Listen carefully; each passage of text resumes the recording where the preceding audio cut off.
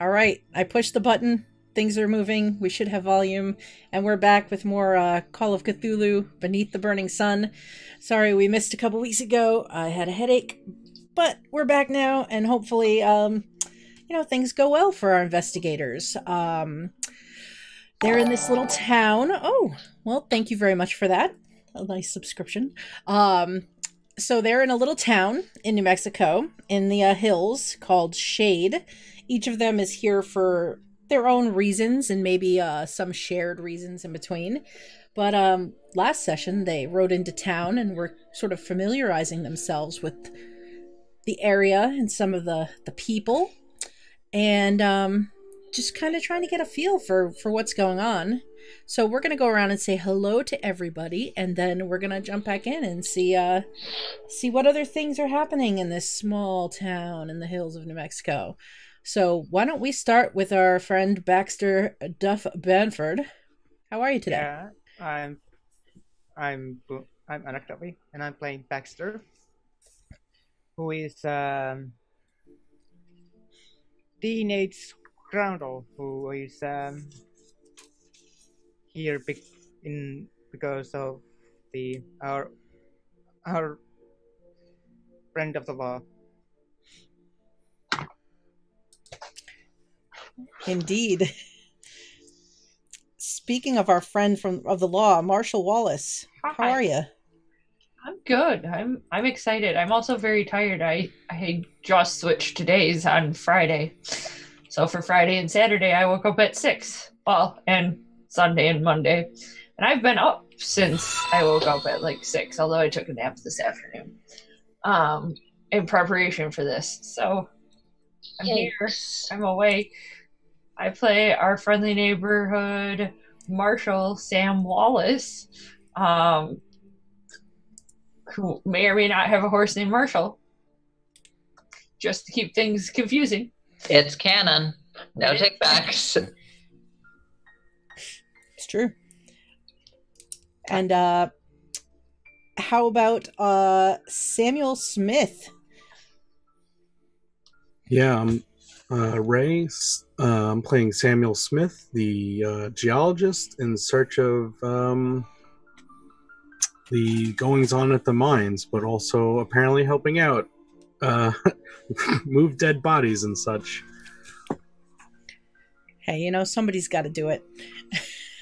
Sometimes life is just like that. It's true. And Sister Michal. Hi, I'm Joanna, and I'm playing Sister Michal, the Woman of God. Oh, well. And I'm Jeanette. I'll be your keeper. I'm going to try to make heads or tails of all of this, and we're here to have some fun. And, whatever else happens here. So, yes. So last time, after you all had entered the town of Shade and sort of begun to familiarize yourself with it, you had stopped in and met with the Marshal, Marshal Otis in town, talked a little bit about some of the goings-on and some of the struggles that the Marshal's been having in sort of keeping law and order. There seems to be a lot of vigilante justice doled out in this town. After sort of familiarizing yourself with him and some of that, you decided to visit the Rattlers Nest, one of the saloons in town, where you ran across a semi-famous, at least in his own mind, author, one Arthur McLeary, who was willing to trade stories with anyone who wanted to tell him any good tales that he might be able to turn into more books. When, after a bit, one of the rowdy patrons got even rowdier as a strange, quiet figure came into the bar to get himself some libations, and after pushing his buttons a little too far, the quiet figure decided to challenge this loud, boisterous fellow to a duel in the street.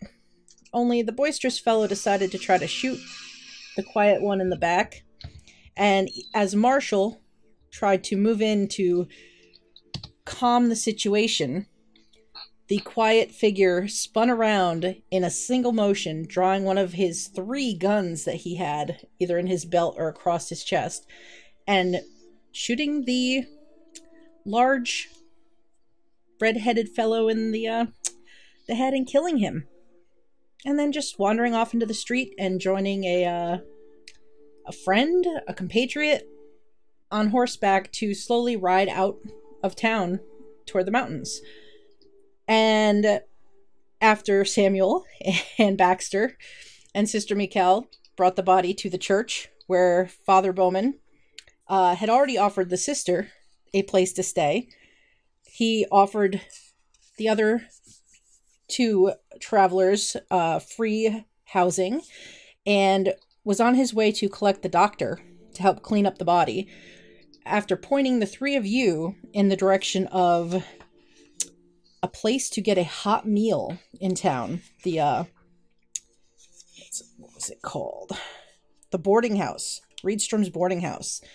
And Marshal Wallace, you were on your way to Marshal Otis's office again to have another talk at the end of last session. Yup. I think I need to fess up. I saw a shooting in town. All right, so Marshal Wallace, since you were heading there from the bar, it's not far from the Rattlers Nest, and you get there fairly quickly. And again, the door is closed, but you can hear Marshal Otis inside moving about. Sounds like he's maybe pacing inside. What do you want to do? I will knock on the door.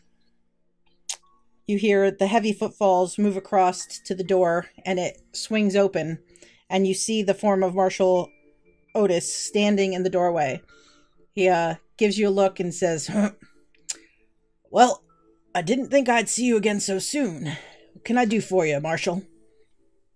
Well, we had a run-in with Boston. Wait, do I actually know that that's his name? You did get his name. Okay. Yes. Boston, Yes. Someone is on their way to the cemetery, if you catch my meaning. Ah, I see. Who's the unfortunate fellow?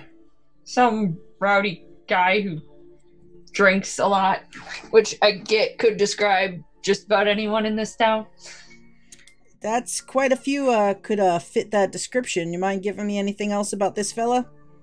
He, out of character, I can't remember. So he was he was a large fellow with big red hair, and the name you caught was Arkansas. It's all coming back to me. I remember his name now. Does Arkansas ring any bells for you, Marshal? He finally met the wrong end of a revolver, did he? Yep, good old Jebediah Cantrell. Can't say he wasn't nothing but trouble. He was nothing but trouble. I can't say he didn't get what he had coming to him, but that doesn't mean I didn't, try to get him to simmer down a little bit. You mind telling me exactly what happens in this shooting? Was it I can imagine Jebediah provoked, because Jebediah provokes everybody. But yes, very much so. He definitely pushed all of Boston's buttons. Mm-hmm. Not literally. Mm-hmm. And then Boston was about to leave. Jebediah got up and tried to shoot him, and ended up shot. It was the fastest I've ever seen anyone draw a weapon ever, and I am not slow at it. Yeah, well, if you don't want to end up on the wrong side of Joseph Boston Bishop, for sure. His name's pretty famous, all the way back to New England, so... I mean, I kind of guessed as much with a nickname like Boston. It sounds like Arkansas tried to pull a dirty trick on him, though. Tried to shoot him in the back? Yes, that's what it appears to have happened, yes. Well, I mean, if that's the case, I mean, Boston would probably chalk it up to self-defense. And, I guess Arkansas should have thought better of what he was doing. I mean, I was just coming to let you know that this happened. I don't really think we can get Boston on this, but he did run off towards the mountains. What else do you know about Boston other than he's quiet and secretive and apparently a really good shot? Well, he doesn't stay in town most nights. I think he stays maybe in Claim or something up in the hills. Have seen him around with the Reverend Smith quite a bit in town when I have seen him coming and going. So but other than that, Boston doesn't really say much. I don't really have a big problem with the man. He tends to clean up his own messes, as it were, and I'd rather not end up on his bad side. If he did something that I could truly bring him in on, I would, but otherwise, I don't particularly want to be on his bad side either. I've got a pretty clear image of what happens when you do that.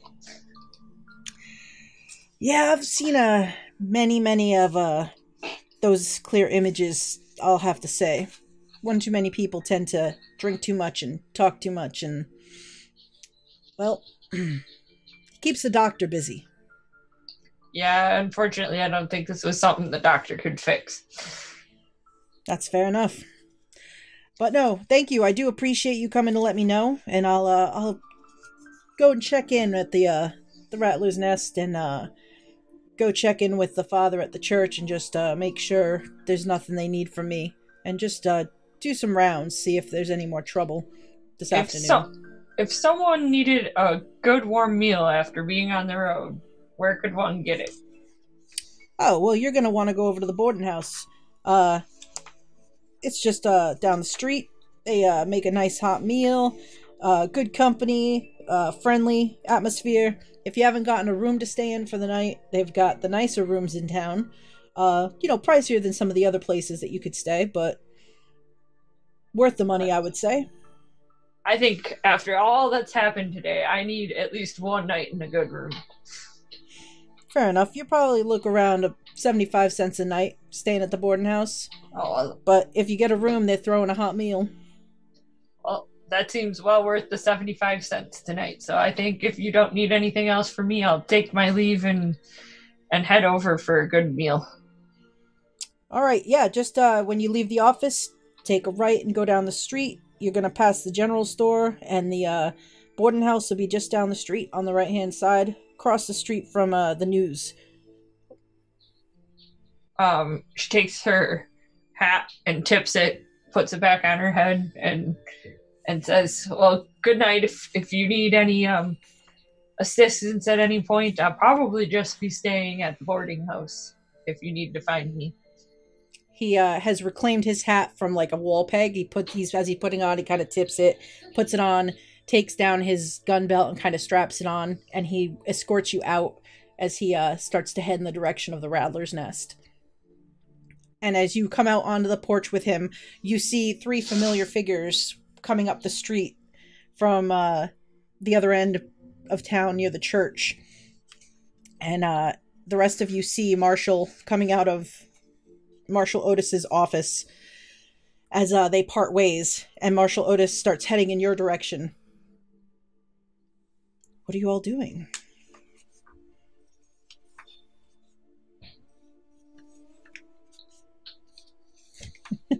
Stare awkwardly at one another.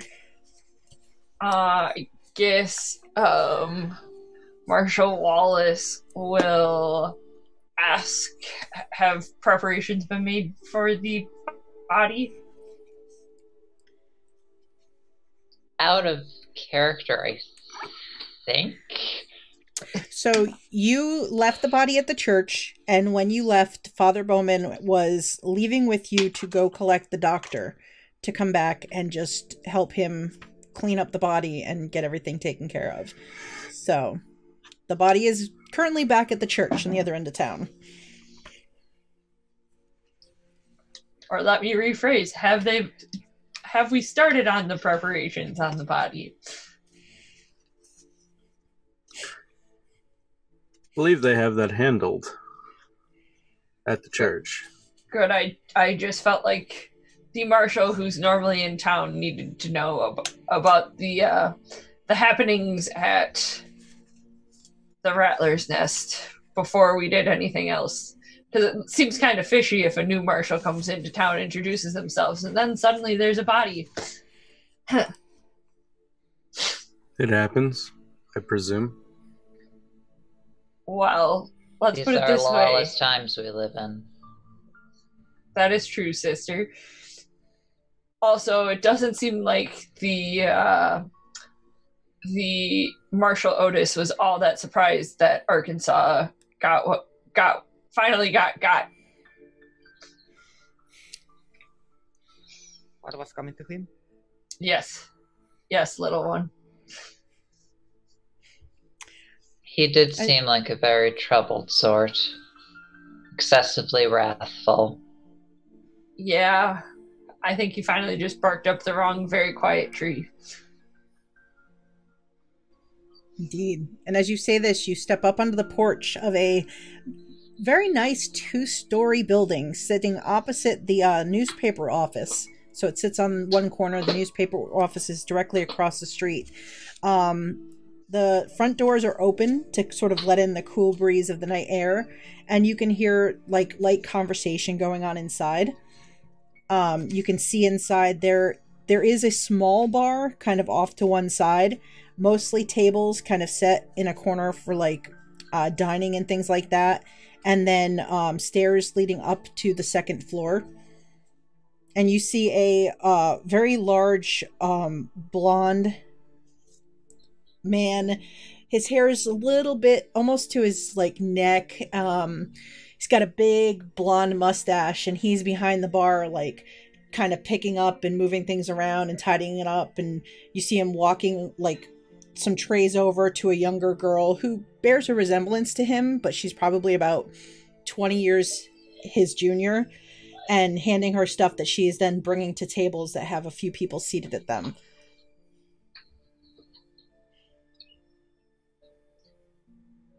Shall I get anyone a drink? If you don't mind. The same whiskey as before, or you want something different? Whiskey's always good for me. Are we all getting food? Yeah, I could use some food too. Okay. So I go up to the bar and I get a whiskey for myself and for Samuel. I kind of know at this point, does the sister drink? No. Yeah. And I don't think she gets one for Baxter. Trying to be a good influence. Yes. The large blonde man behind the bar looks up. Oh, hello! How are you today? Okay. Welcome to my boarding house. What can I do for you? Well, I need a room for the night. That is 75 cents a night. But you get a meal. So I think I take out $1. Well, and then I need meals for my friends. And she points over to the table where they're sitting. Hello to your friends. Hello. And I need 2 whiskeys, please. Hello. 2 whiskeys. Hello. Welcome to Reedstrom Boarding House. Hello. This was not at all what I expected from you. 2 whiskeys. Boom, boom. And you want food? Yes, for the 4 of us. We have good stew. We have we also have bad stew. we throw out the bad stew. Don't worry about the bad stew. It's gone. We have some good steak that we got from the cattle ranches. And what else you were looking for? We have some vegetables from local farms and things like that. And let's do the stew tonight for everyone. What's in the stew? What's in the stew? Well, we have a rabbit stew. Rabbit is very good. You like rabbit? Yeah. Yeah, haha. Yes, rabbit then. Oh, and you see this the young blonde walk up and she smiles and she's like, "Hello. Did you introduce yourself, Father?" Yes. Ah, no. Haha. No, I forgot to introduce myself. I do that. I'm Lance. Hello. I'm Lance. This is my daughter. This is Julia. These are new friends. New friends. Yes. It's Marshal Wallace with a slight tip of the hat again. And this is Samuel and Baxter and sister Michal. Ah. Haha. We just Very came in nice. on the stagecoach this afternoon or this morning. Ah. Well, welcome to our very nice, quaint little town. And thank you for coming to our nice, quaint little family business. I'll say, well, how much do I owe you? Ah, let us see. So I'll just you take got- the one night for now. Ah, okay. One night. All right. Let's see. Uh, So, yes. out of character. Mhm. Didn't the father at the church say that if he said we are his friends, we can get the free night? He did. He has offered Sister Michal, Samuel, and Baxter the rooms because there were the 2 rooms at the church. Marshal Wallace wasn't there, so Father Bowman had no idea there was somebody else. But the 3 of you have been offered free lodging currently. It's in the church, right? Yes, it is in the church. Ah, okay. Marshall, we don't need to pick the lodging here. We have a free. We handled it. What? Who's giving you free place to stay? That undercuts my business. The father. God. Well, I mean, of course, sister. I mean, but, we're just a lonely man who's trying to make his ends meet here. What maybe? I will be more than happy to stay here, Lance.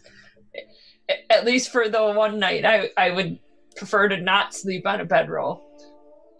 Or on a cot at the church. At least for tonight, so.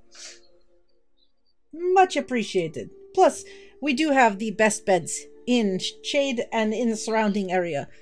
That is what Marshal Otis said, that it's well worth the 75 cents, so I thought I would at least try it for a night. Indeed. So the whiskeys, and that's 10, 20, 30, 40 cents plus 75 cents plus 3 dinners is 20, that's going to be... Do you have any non-alcoholics? I mean, we could do we have water, and we have fresh cow milk, and we have That's about water.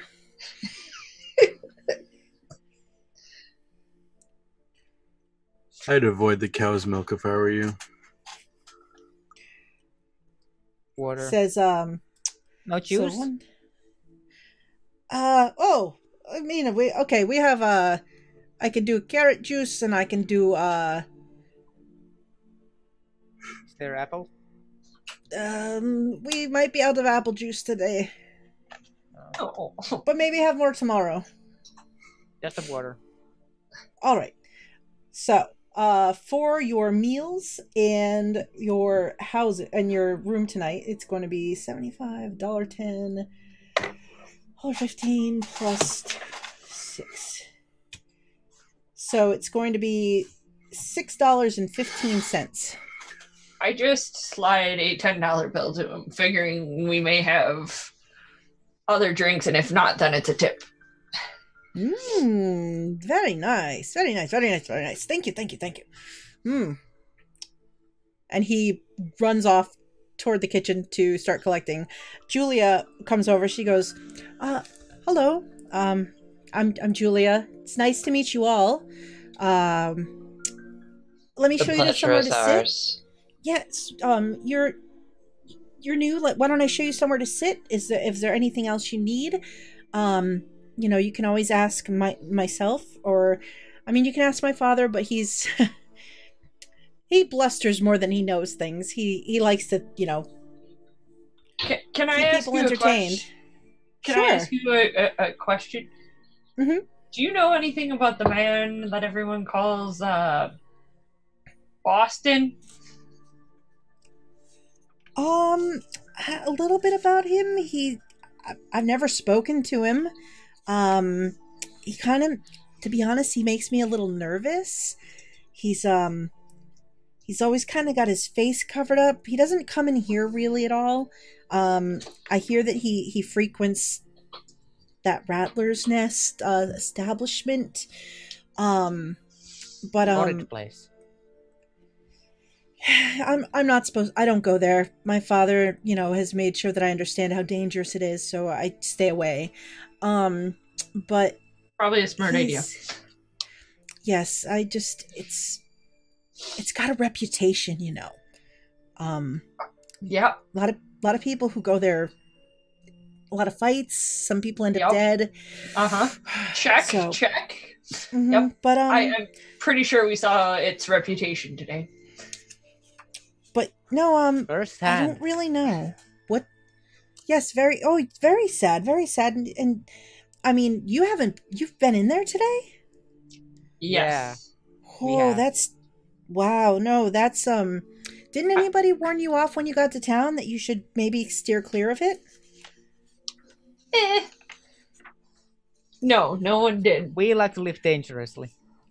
There is At another least I do. saloon that you could frequent if you wanted to go to the saloon.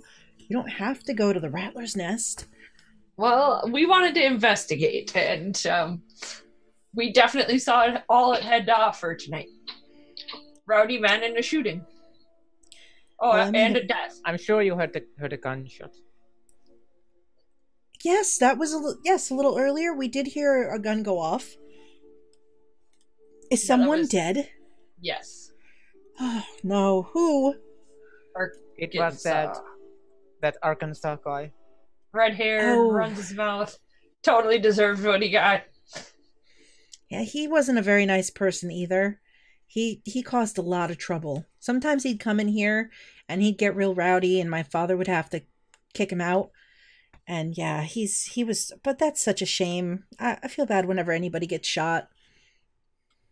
Well, you keep your head down and stay safe. I will. And if you're looking for another saloon, the Silver Shaft is much nicer. Much nicer. I don't understand why you wouldn't go there first. We wanted to go to the closest one, to where we came into town. Well, the unfortunate circumstance of the matter is that as a marshal and a woman of the Lord, we do not always tread to the nice places. Indeed. As it says in the Bible, go where it is dangerous. I don't remember hearing that passage at church with Father Bowman, but I'll have to ask him about it. It's in one of the deeper texts. Oh. Well, I'll just tell you, though, if you want to tread somewhere that's not so dangerous and you go to the Silver Shaft, I heard that, while they do have sometimes some musicians, and one time they had this really great animal act, they had like a dancing little bear. I think it was a little guy in a costume, honestly. But this week they call them the French Bells. They're a troupe of dancers that are staying and dancing at the saloon this week. So, I think they come down from Santa Fe. And they've been to San Francisco. So, you might want to check them out.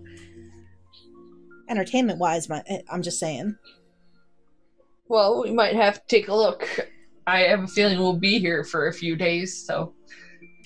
All right. Well, and you're staying here, right? Marshal, is it? Yes. All right. Sam is fine. Oh, Sam? Wait, Sam and Sam? Samuel, right? Yes, And it's Samuel, please. Samuel. Yeah, or Wallace. You could just, call me by my last name. That would be fine, Julia, if it would keep the confusion down. Sure. I'll call you... Or Wallace. Marshal. Or... I'll pick something that suits you. Poor kid. And I'll be right back. It looks like I'm gonna help my father with your food. And she kind of runs off to go help her father as he's coming out from the kitchen carrying a platter of food. He comes over with the rabbit stew and sets it down. And he says, "It's your lucky day. I found some apple juice." And he puts down a cup of apple juice in front of Baxter. I'm going to... Is there the psychology? Like, he hasn't done something to this drink despite me. He seems so sweet and innocent.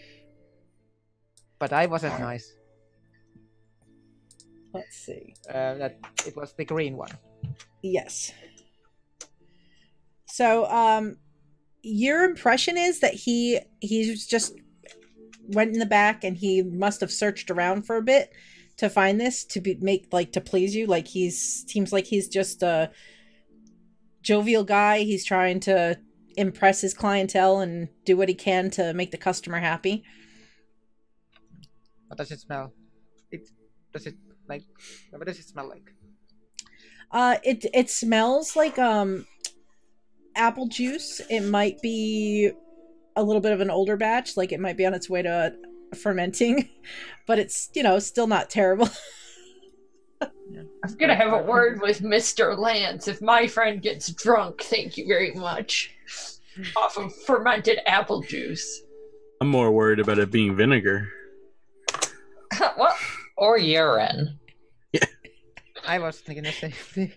It's not urine. You're very confident that he does not seem the type to pull a prank like that.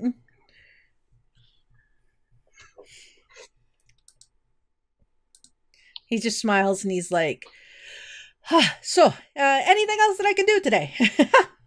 Yeah, tell me about where you get the cattle from. Well, we have, there's three very big, one's very big, one's sort of big, and one's kind of smaller. And then there's smaller, like, little cattle farms around. There's all these little pockets of, like, fresh water and stuff up here in the mountain.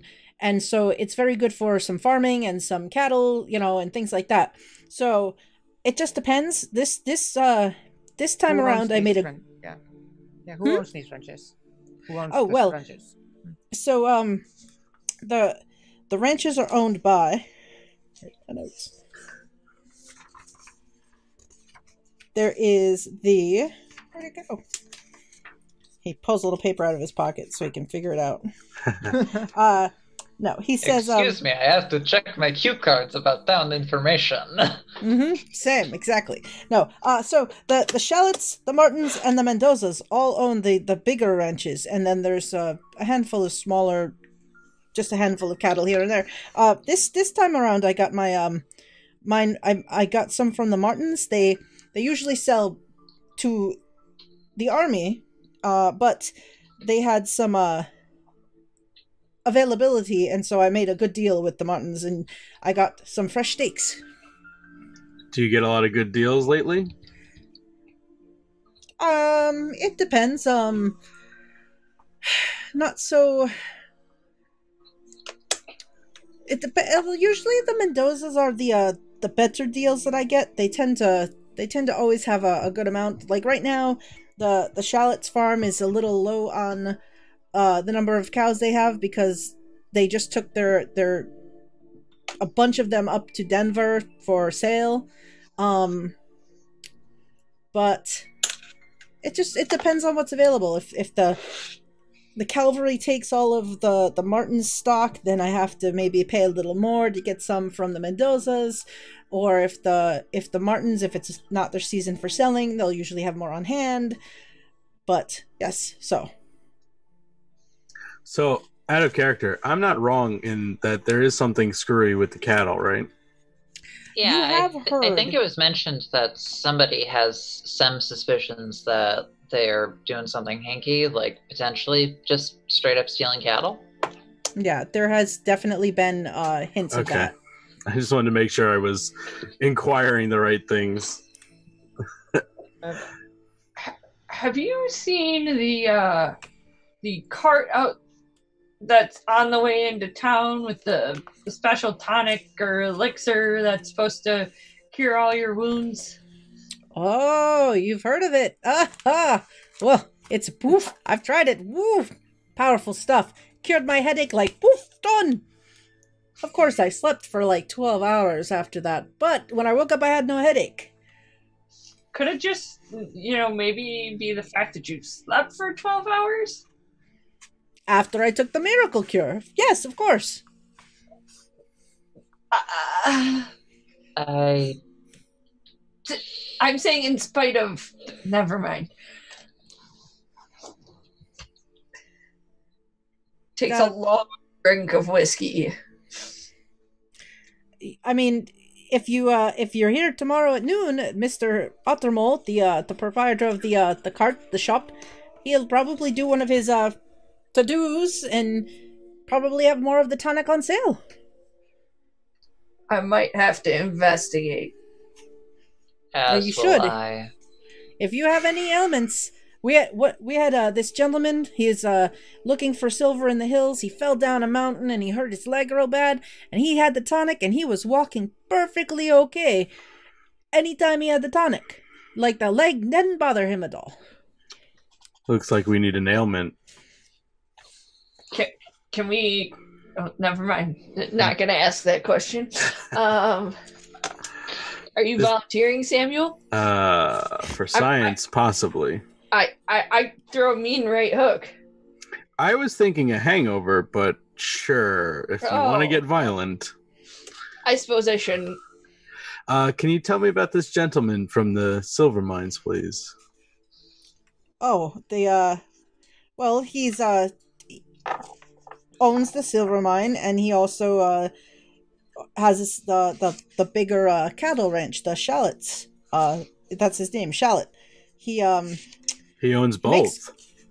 Yes, his family owns both the silver mine and the cattle ranch. He must be very wealthy then. Oh, they make good money at that ranch of theirs. That's funny though, like a lot of other people have tried to get rich doing silver mining and things, but Shallot's the only one who's been successful that I've seen. Interesting. Though I will say, foul play? Oh, I don't know. He seems like a straight shooter. Though I will say, I mean, unfortunately, like anything, mining is dangerous, and there's accidents, and there's when you dig into the ground and then you dig in the wrong place. Well, like I've heard one time, like somebody dug in the wrong place, and next thing you know, there was like water flooding into the tunnel, and like people screaming, and like, oh my god, and like some people didn't get out, and it was very bad. I wouldn't laugh, Marshal. This is very serious. Yes, a common occurrence. That was an out of character laugh. I apologize. Yeah, I'm gonna ask: is there any kind of like good like rivers here, common rivers and stuff like that, lakes nearby? There not really any big rivers or any big sort of lakes or things like. I mean, maybe further up in the mountains there might be some lakes and things like that. The water flows down and then into these pockets of underground water sources that we have here. But otherwise, no, not really. There's just a lot of the groundwater, a lot of under the ground. I don't know how it works. Well, just... the water does collect underground in a well, blah blah blah science terms that my character would know, but I don't. Ooh, this one is very smart you brought with you. I never knew that about water in the ground. Yes, but... yes, it's all fascinating, and if you are not careful, accidents do happen, obviously. The world is full of wonders. Indeed. I mean, I've seen many. I come from across the ocean to the America, and then I travel and I move about until I settle here, and then I have my wife and now my daughter and my family, and my daughter grew up so well and she's beautiful. Which part of across the ocean? Oh, I come from Europe. Are you German? I am. I was getting a Swedish vibe from him, with a name like Lance and blonde hair. I'm from Norway. Or that would have been my second guess. Huh. How do you like it in the Americas, Lance? It has treated me very well. You know, out here it's a harder life, but you know, I've been successful. I have a successful family business, and I have not been shot.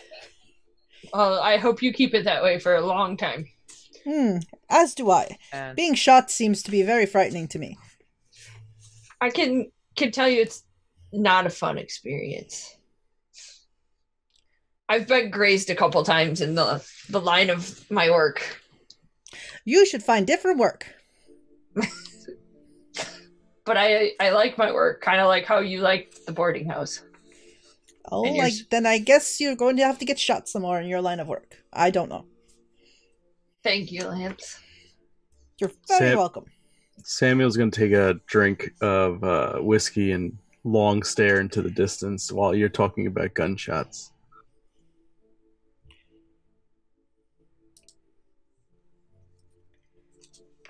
Well, does anyone need anything else? Are you sure the other three of you don't want to stay? The church is very nice, but we have much more comfortable beds. And plus, you get up in the morning and you have nice hot meal down here. I cook, Julia serves. I imagine that we will still be frequenting your lovely establishment for foodstuffs. After all, God helps those who help themselves. Well, that is excellent news. I will remember that.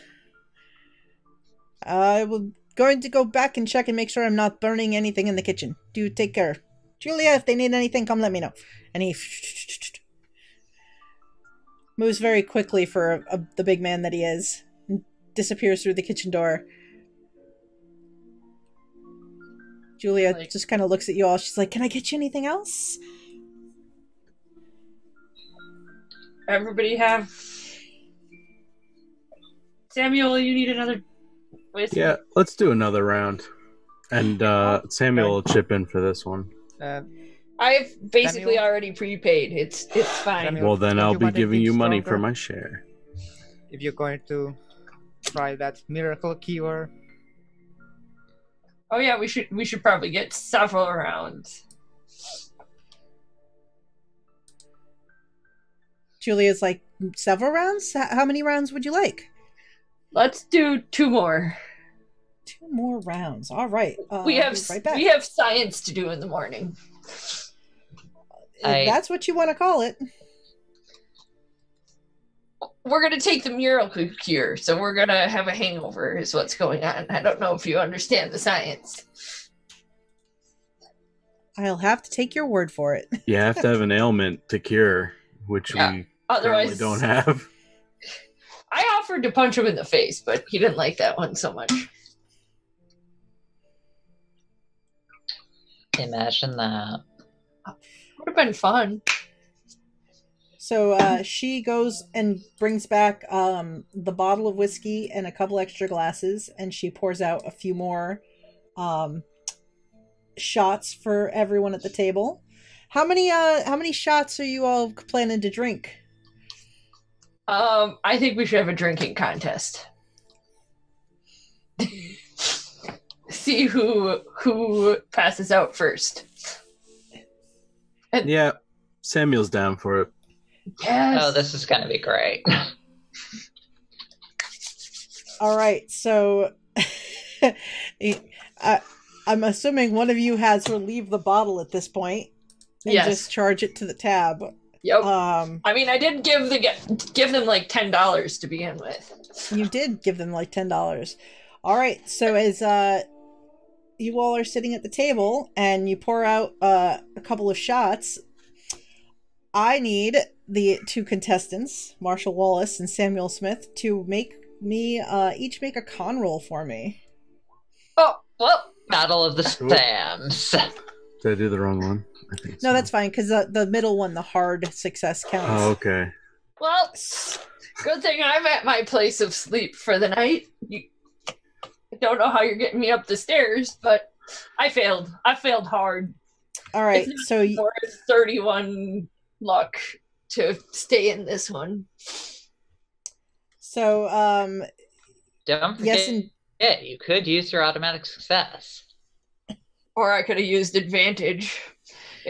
But I won't true. do it after the fact. This is kind of just silly anyway.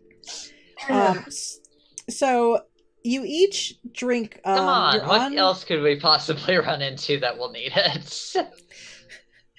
That's a good question. So you each drink. You get to about your 7th shot apiece, and Samuel is doing just fine. But Marshall, as you are drinking, like you drink your 5th, and you start to feel a little, and then you drink the 6th, and you're notably swaying in your chair, and on the swear I'm not drunk. As Marshall goes to drink the 7th shot and does the whole chair back to the floor, thump, and the shot just sort of spills out on the floor behind Marshall, who is not completely unconscious, but is definitely inebriated at this point and lying on the floor. Julia jumps up from where she's been sitting at the bar, like working on, it looks like maybe the books, and she's like, oh my goodness, oh my goodness, oh my goodness. She runs over, she's like, starts fanning Marshall Wallace's face. I'm okay.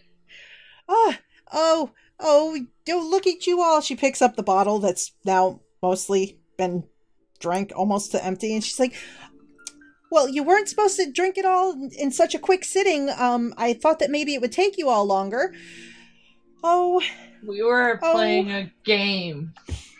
I see. I think we should get this one upstairs. I think the game is over. That would be correct. Let me... Here.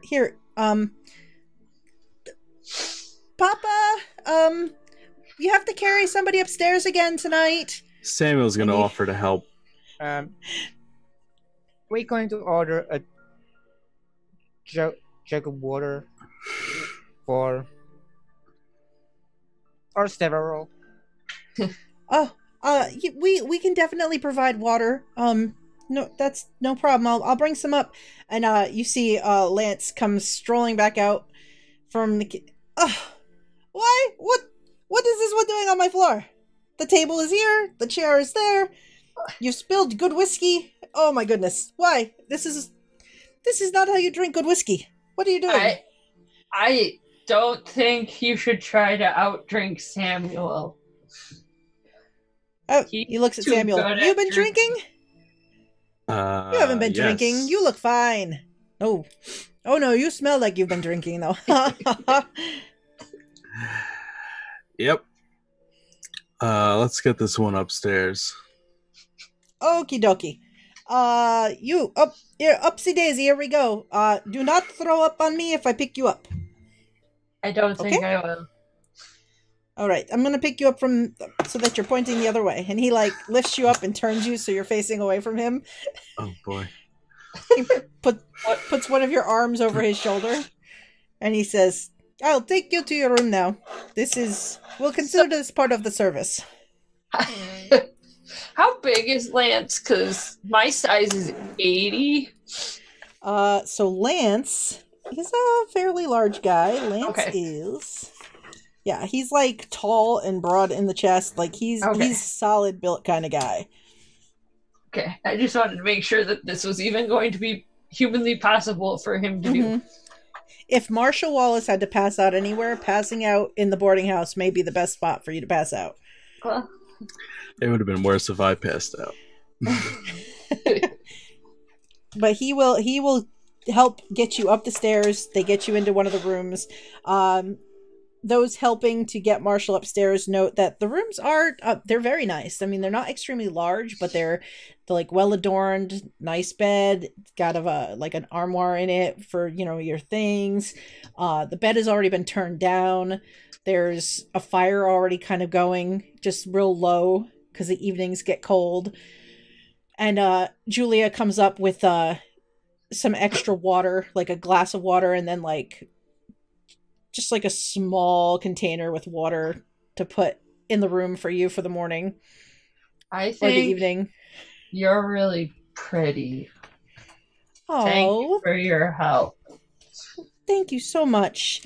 And you don't be drinking like that again. It's very bad for your health if you drink so much. But it's fun sometimes. Well, it'll be fun until you have a headache tomorrow where you hit your head. But we were doing this for science. I don't know what that means, but okay. I'm gonna try the elixir in the morning, and if it's as good as your dad says, everything will be okay. Oh, all right. She like helps kind of get your boots off and kind of like helps you into bed and then says, "Now don't go wandering around in the middle of the night because I don't want to hear you falling down the stairs." Okay, I will. Okay. Good night then. And she goes to the door. She closes the door. She's like at the landing looking around. She puts like a chair right in front of Marshall's door. She looks at it. She goes, "Well, at least falling over the chair is less dangerous than falling down the stairs. I'll hear that first." And she walks away down the stairs. I love Julia and Lance so much. She comes downstairs. She looks at the rest of you. She goes, "So, it's getting pretty late. Are you all heading back to your rooms at the church, or do you want to put down and get a room upstairs for the night?" I think one of us stay here in case Sam gets any ideas. I don't think she's going anywhere this evening. I think it's too late for any of us to stop Sam from getting ideas. Yeah, we should be on our way. Yes, who wouldn't want to keep Father Bowman waiting? Yep, that's probably good. You might startle him just, when you get in. He's, older. He might already have dozed off. Sometimes he falls asleep right up in the front pew of the church. So if you hear snoring when you go through the door, it's probably him up front. Just tell him I said hello. Tell him if he wants to come by, I'll give him some biscuits in the morning. Thank you so much, Julia. I'm sure he will appreciate that charity. Well, it was nice to meet you all, and I'm sure I'll see you tomorrow to come and collect your friend for this science. She said something about science. Yes, we have to test it. That is a word for it. All right. Well, have a good evening. Experiment. Yep, that was something. That's a word for it. All right. Well, I'm very interested to hear how that all goes.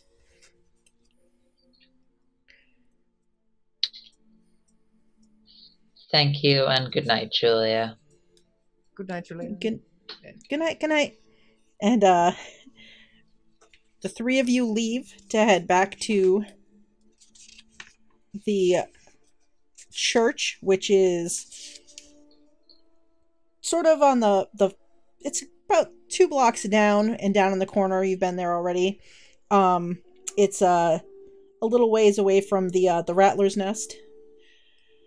As you're going, you pass by the other saloon that you haven't been in yet, and you see outside the sign says the Silver Shaft Saloon, and you can hear, even at this hour, it's still got a decent crowd inside.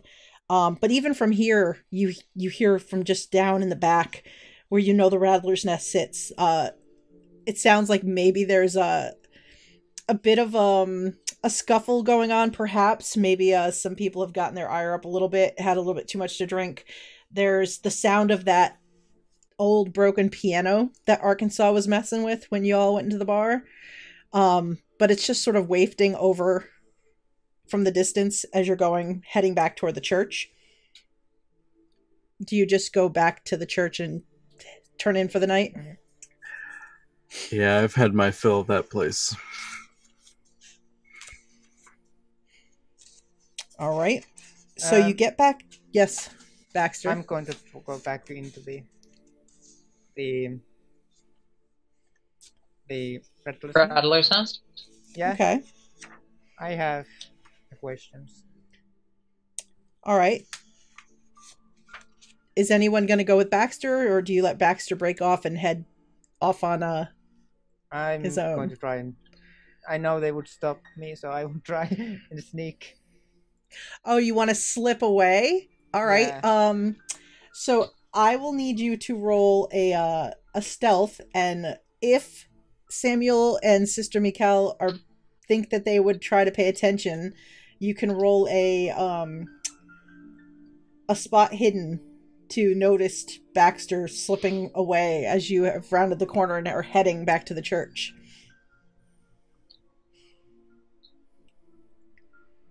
I don't think I would look for Baxter, but I was thinking about heading to the Rattlers Nest anyway. Well, if you all are going, then I will go with. I'm not just gonna waltz into the church unaccompanied without the sister. So I like to think that Baxter slips away and heads in that direction, and then as Samuel and Sister Michal kind of get to the corner to turn left to go toward the church, Sister Michal, you change your mind and make the right for the Rattlers Nest, and it's at that point that no. Oh, sorry, that was in character. I was like, no, I think perhaps we should investigate the Rattlers Nest, see if perhaps we can save a life where we failed with Arkansas. All right, and if you say so. And as you say that, and you both turn to look back, and you see Baxter's like almost to the door of the Rattler, like had just slipped away at some point in your walk. So nice of you to join us. I have questions, okay? Don't we all? So, as you get back to the Rattler's Nest, you can hear the out of tune piano playing.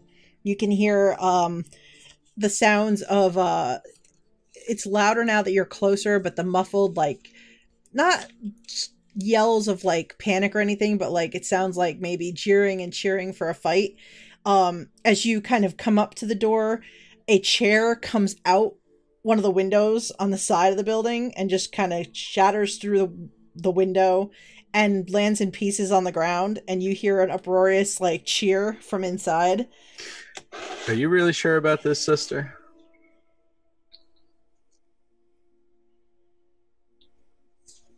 No. But I'm sure there is a Bible quote that would fit this situation. And I walk in. So you step through the doors, and as you step through, you sort of watch as an empty bottle kind of sails past your line of vision right in front and shatters against a pole a little ways away. And you see about 4 or 5 unkept men, various stages of just beating the crap out of each other kind of in the center floor. There's kind of a ring of maybe 10 others kind of surrounding them, pounding on tables that are still standing.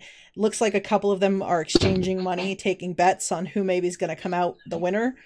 And you see the bartender from earlier just behind the bar. He's filling some glasses and sliding them out of the way. A glass flies past his head and he kind of sidesteps and it shatters. And he's like, "You're paying for that?" And he kind of points into the crowd of people at somebody who's like, "Oh, man!" And he ducks back down. there's little ratty hair like flying as he disappears into the crowd.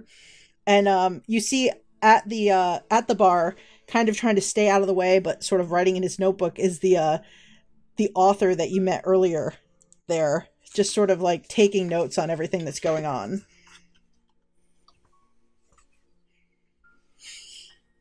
What do you all want to do? I'm gonna go to the betting ring.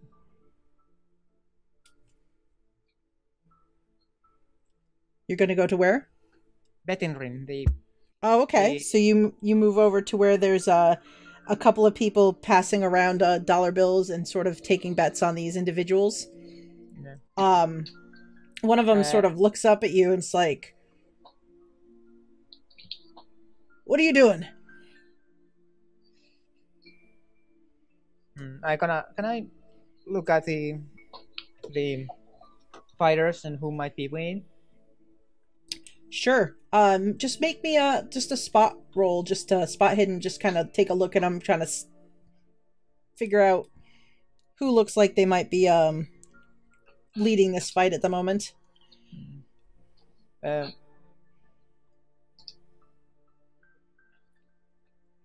right, so you kind of look at and you see it's kind of hard to tell who's winning at the moment when you get over to where they're taking bets. All four of them are kind of in a pile, trying to vie for like who's going to come out on top, and just sort of like kicking and punching at each other. You don't currently see anything. It looks like it's mostly just fisticuffs. You don't see any other weapons involved in this, but it's kind of hard to tell who's going to come out on top of these four. And they vary in age. There's like two younger gentlemen who look like they're probably in their mid-20s, and then one that looks like maybe he's probably in his late 30s, and then there's this scrappy old guy with the most spotted beard that looks like he does not take care of himself, and he is throwing punches and like taking bites out of people whenever he gets a chance. Like at one point you see him just get a good old bite on somebody's like shoulder, and he gets clocked in the head as like they're like, "No teeth."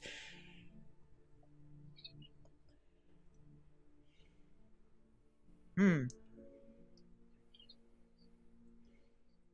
I look at the guy who Manuel asked, like,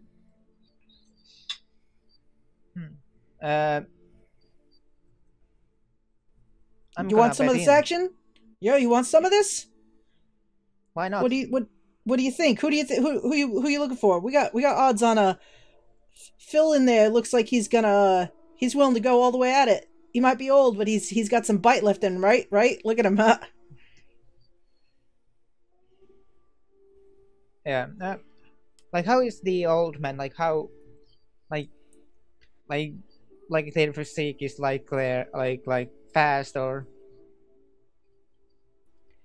The older one, he's not so much fast or anything. He just looks like he looks like he can take a hit, and he looks like he's just scrappy. Like he's dishing it out as much as he's taking, and he looks like he's just really into this for the fun of just scrapping it out. Like he doesn't even seem mad. He just seems like he's enjoying this. Like an old honey badger. Yeah, exactly. And what about the younger ones? Of the two younger ones, they actually look a lot alike. You'd guess that they're probably either brothers or related, maybe cousins.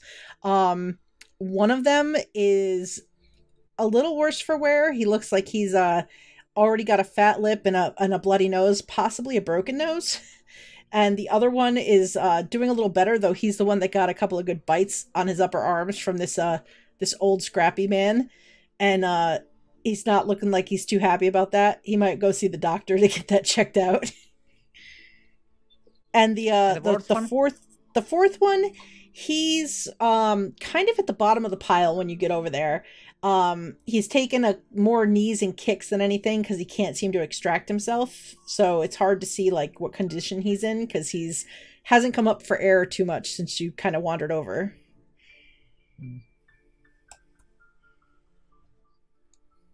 I'm betting on the old man. I'm betting I'm betting $5. All right. Oh, you want $5 on old Phil, huh? Huh? Ooh, he likes the old fella. All right. I'll give you he's scrappy. I'll give you 3-1 that on those odds for old Phil. He's hanging in there himself. So he takes your $5, puts it in with the rest of the money, and he's like, "Come on, Phil, you just got $5 more bet on you." And you see the old man kind of come up for air, and he grins, and he's missing like 4 teeth on the top row, including like the middle 2. He just gives this really toothless grin. And let's see how they do.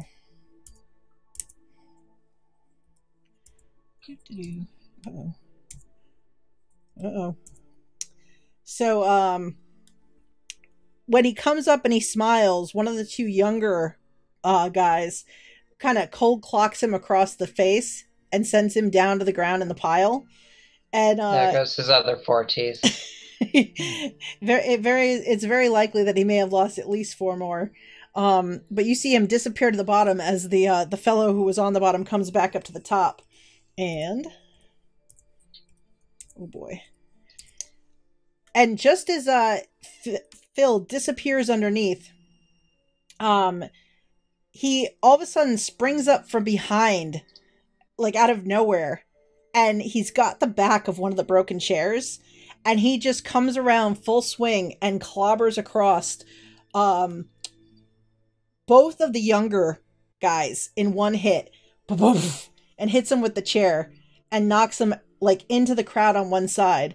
And then he turns to look at the big guy who just stood up. Probably stands about maybe 2 feet taller than Phil. And Phil puts up his fist and kind of wipes some blood away from his face. And he's like, "Come on!" As he jumps in to attack this last standing fellow in the moment. And as he does that, the big fellow just sort of looks at him and cold clocks Phil in the face and sends him up into the air, and he smashes onto one of the tables, and the table goes out from under him. And the big guy kind of wipes his fist and goes, "Never bet on Phil." And he walks over and he's like, "Where's my money?" And the other guy looks at you, he's like, "Sorry, kid. Sorry about that. Better luck next time." Well, it's better than those 2 idiots. I thought he had it there for a second, son. So, you just never know in these situations. But you can't count Frank over here out. Frank's, if you really want to see Frank go at it, you should see him fight over in the boxing ring the other side of town. He's pretty good.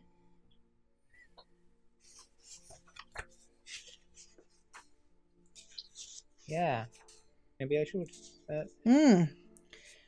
Of course, he's nowhere good as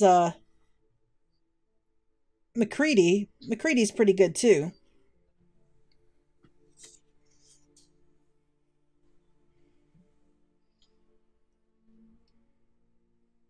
Yeah, I came here in business. We've been hearing about who were the other characters? Who were the ranchers who did and miners who did very well here? The Shallots, the Martins, and the Mendozas. Yeah. Yep. Yeah. What do you know about the Martin and Mendoza and Shallots? Well, Mr. Martin and some of his boys have put together their own I guess you'd call it a posse to kind of keep law and order here in the area. They and they do pretty well with their ranch and things like that. The Shallots, they're the pretty good all around. They've got the money from the silver mine to substantially help their cattle business. So it's no wonder that they have the most lucrative of the 3 groups. And then Well, the Mendozas, and he lowers his voice, and he's like, the Mendozas, well, you know how it goes. The story is that, somehow, no matter how many cattle they sell, Mendoza always seems to have plenty of cattle on their land. Who knows where they're, retrieving the extras from? I don't like to ask too many questions. I don't want to end up, in any kind of trouble with them. But they just always seem to, we like to call them the magical Mendozas. They just always seem to make cattle appear out of nowhere, it seems.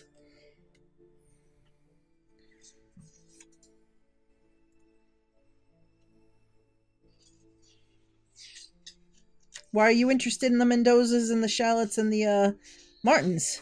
Any particular reason? You looking for work? I know a couple guys that work for the Martins. Maybe they might be looking to hire. Of course, the Shallots, they're always looking for people to work the mine. Take a look at the sister and Samuel, and yes, I am looking for work. So, you more into the cattle ranching, or you more into the mining end of things? It depends on, where I might send you to. Most sense would take a look at both.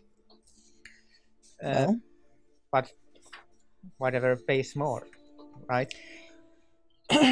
well, if you want to inquire for both, I can put you in contact with Mr. Shallot, and you can see if he has something open in either one. If he's got nothing, then obviously you're out of luck for the mine, though I can't see him not, being willing to hire. But, otherwise, I'm sure Martin or Mendoza probably has some space open, especially this time of year. But yeah, if you want me to... What's your name, kid? Call me...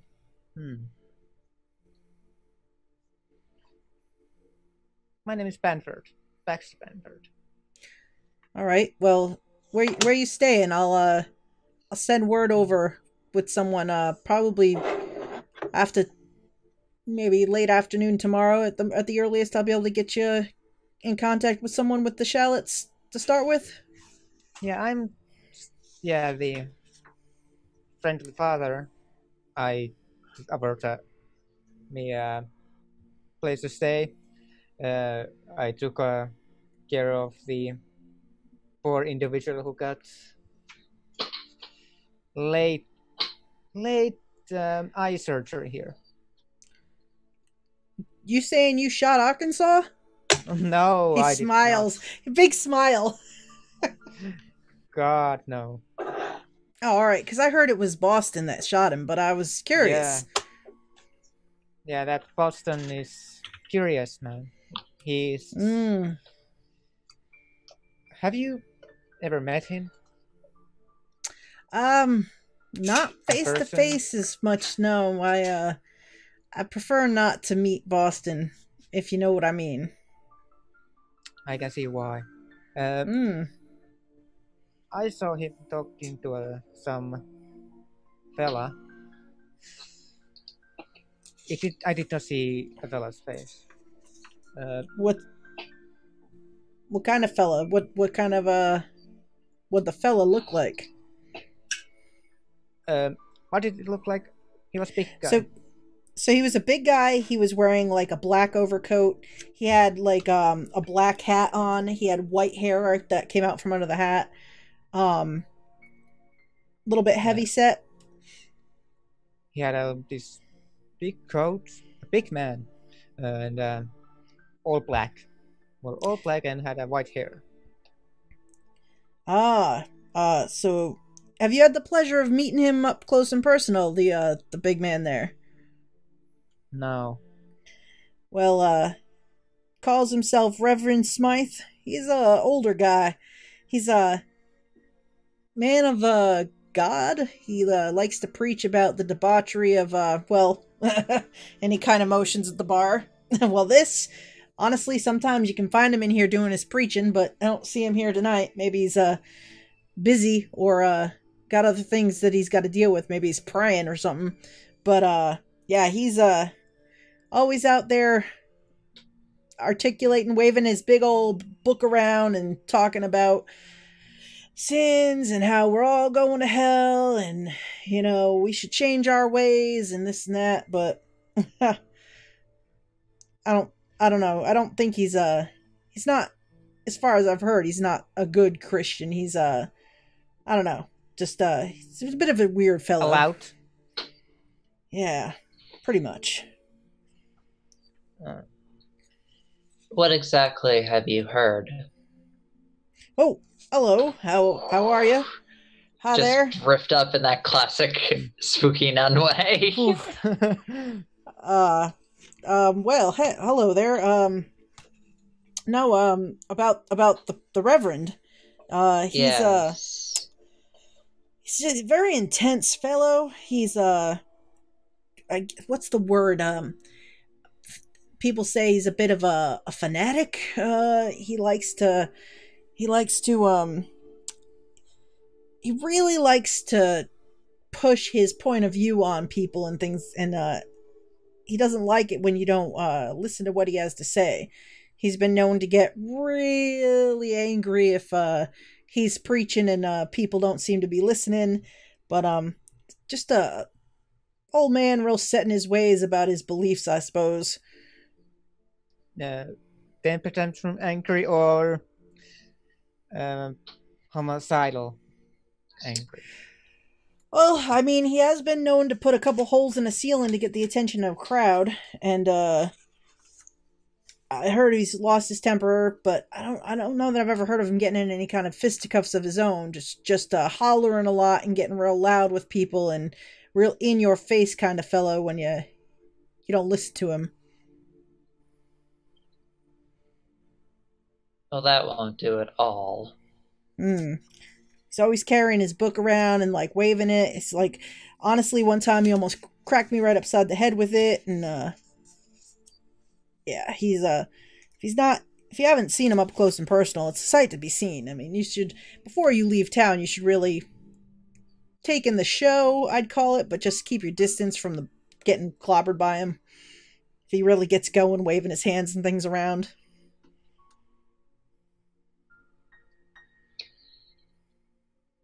This is deeply troubling to hear. You see, that isn't the way things should be for a man of faith. As it says in the Bible, you cannot lead a sheep with an axe. Sure, like, I mean, I like Father Bowman much better. He's a nice older gentleman who, you know, I mean, he tells me all the time that I'm a sinner, but he understands that, you know, I'm a flawed individual. And so he just does his best to try to tell me how I could do better, but he's not going to force me to make changes if I don't want to. He knows that that's my, as he puts it, my personal relationship with my Savior.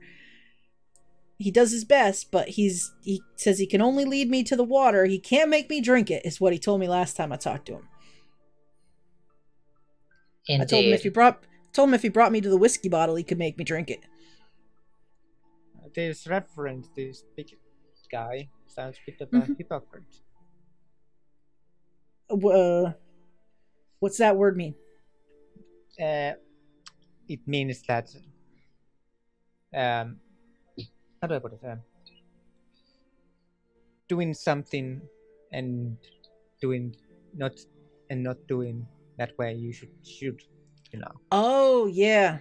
Okay. Yep. I gotcha. Like, hey, that's bad that you're doing that, and then I'm doing exactly the thing that I'm saying is bad that they're doing. Yeah. Right? Yeah, that. Okay. That's what that word is.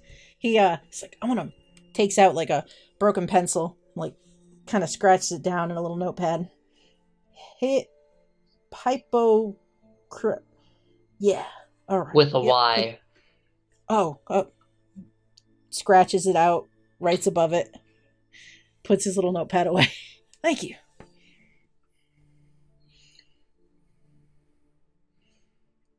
He looks uncomfortably at Sister Michal. Can I do anything else for you, ma'am?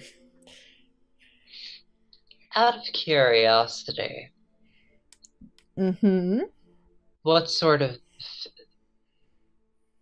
flaws has has Father Bowman counseled you on in the past? Well, Just I individual conflicts, or like to gamble. I like to drink. I like to spend my hard-earned wages on extracurricular activities. And I don't always show up at church on Sunday like I should, but I try to show up, at least once a month. I figures, don't want the place to fall down if I show up too often. Yeah. sorry, what was this guy's name? Did we ever ask? Actually, No. have not asked him his name. Yeah, not. What is your name, son? My name is Alexander. Alexander Richardson. Alexander Richardson. Mm-hmm. Tell me, Alexander Richardson, Mm-hmm. have you ever been willfully cruel to another? What do you mean by willfully cruel? Have you ever caused someone harm? I mean, I've been in my fair share of fistfights, and I may or may not have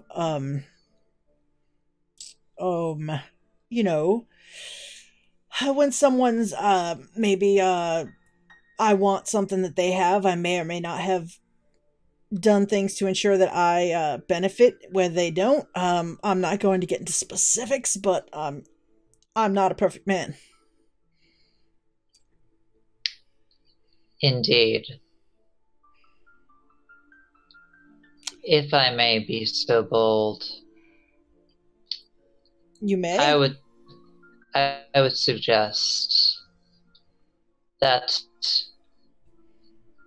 not for the good of your immortal soul, but for the good of your conscience and your peace of mind, that you should endeavor to focus on these flaws rather above all else. Do unto others as you would have them do unto you. He's kind of giving you an eyeball. Do you want to roll like an intimidate, or I'd love to make a psychology roll. Yes, that's fine. Do that. I love psychology rolls. But do they love me? Let's find out. Oof. Oh, they don't love me. So he is like looking at, he says, I'm gonna I'll take it under advisement. Yep. He takes a big step back as you're staring at him. That whole eyeing thing is a little off-putting there, sister. But you do you. But I'm gonna take my winnings from this evening's fight, and I'm gonna go buy myself some more alcohol, and why don't I buy you a drink there, Baxter? I feel bad, took $5 of your money. Why not? No. All right. What? I'm just treating the gentleman to a drink. What kind of drink?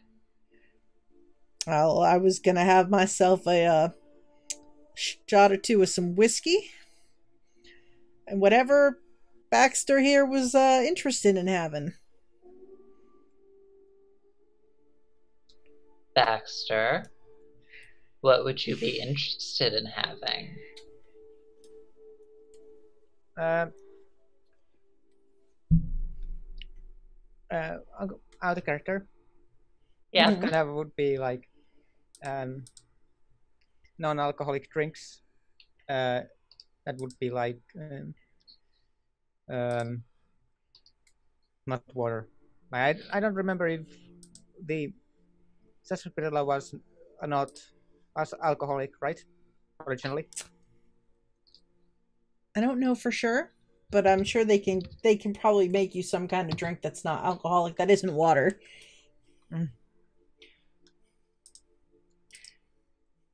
We could check.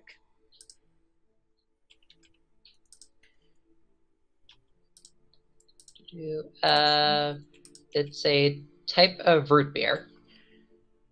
Ooh, nice. Sarsaparilla. So they'd be able to serve you a sarsaparilla. You get a couple of interesting like looks from, especially from like Alexander and a couple of the other patrons. Phil, the old man who has recovered a little bit and is sitting kind of holding a bottle to the side of his head, looks up and he's like, "You can have some of mine. Next time I'll try to win for you, son." Ooh, that was a hard blow to my head, though.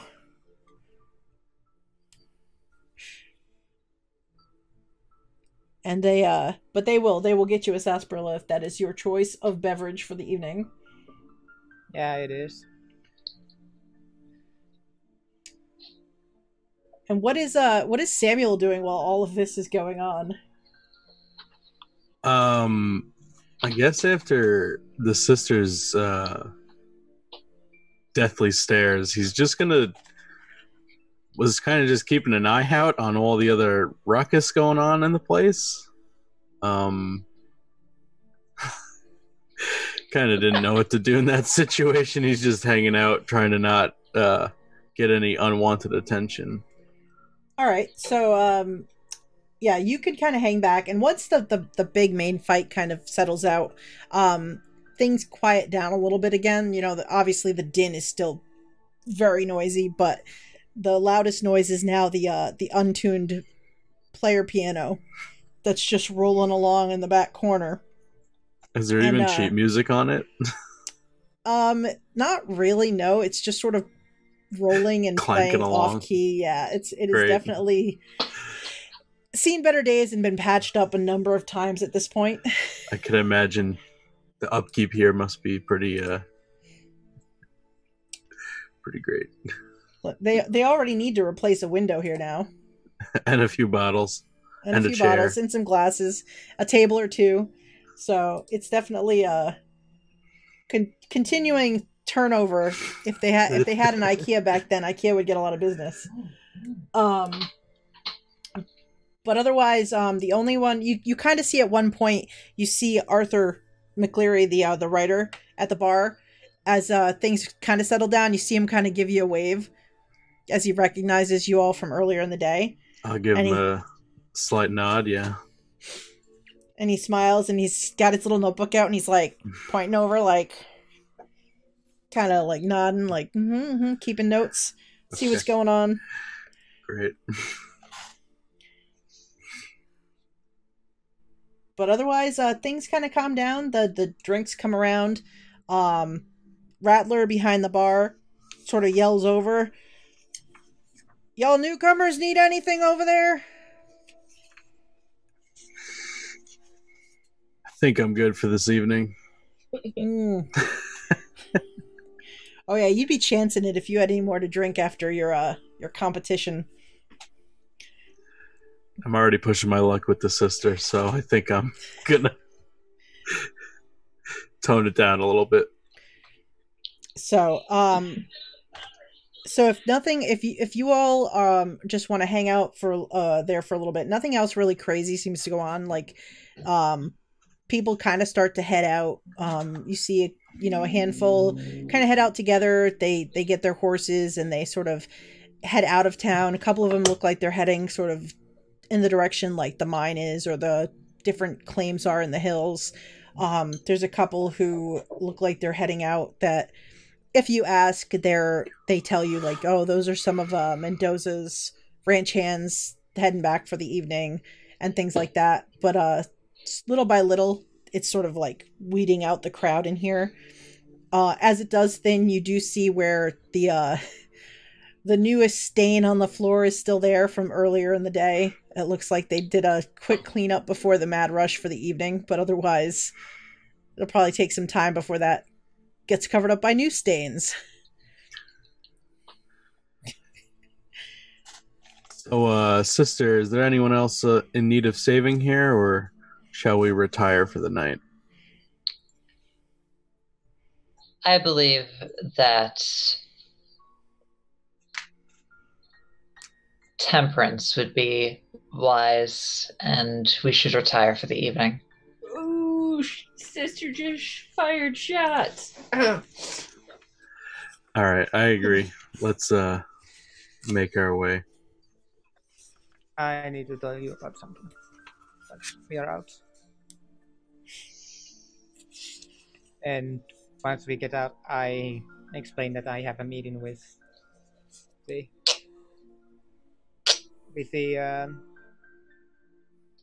it was the Charlotte and Martin. Yep. I see. There's something quite. There's a bit of a foul play here going on. Something does seem very suspicious about the goings-on.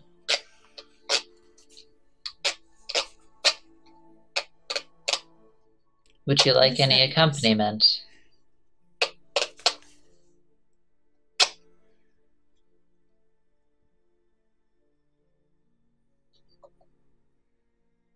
Baxter.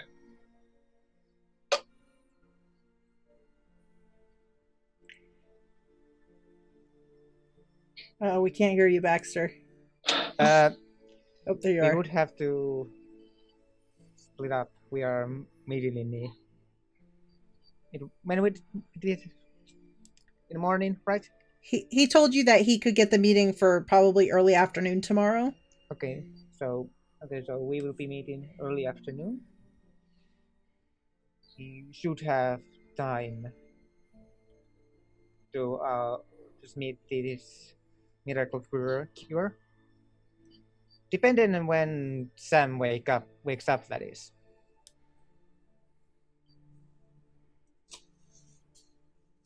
I think we won't have any problem getting her out of bed. That is what the water is for. You can always ask Lance to sing in the morning. It might wake Sam up. Oh no, please no. Just imagining like yodeling, waking up to yodeling now. Hungover. Which I only can imagine is like having a really bad migraine. Norwegians do not yodel. It was, I think it was the, where was the mountains? Where's the which one? The mountains, so the mountains are, where's my map? No, so they I are was just saying that Norwegians do not yodel. Oh, yeah. I mean, you are in the mountains, per se, so he could be yodeling. It could happen. He might get inspired. America is the land of opportunities. It's a melting pot. I'm going to have to work on my yodel, though. Sometimes I need to learn to shut my mouth and keep it shut. All right, so the three of you head back to the church for the evening and try to settle in for the night. The Alps. The Alps, that's it. Yeah. That's it. Oh. We'll get there. We all get there eventually. Yeah. That's why we play games together. Mm-hmm.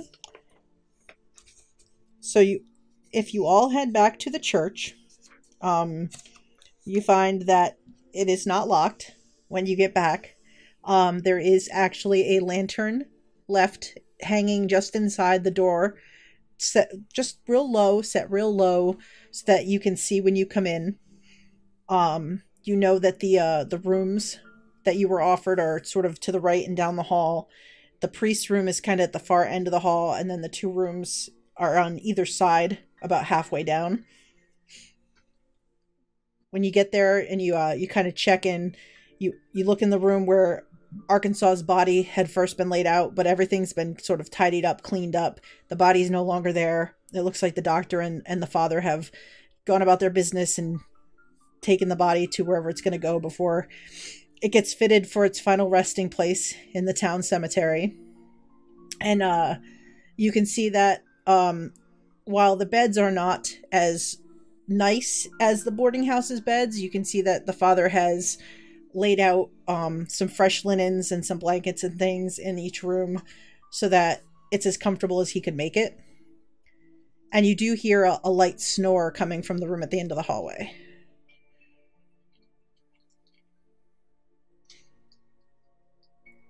I try to be quiet as I can and go to my room.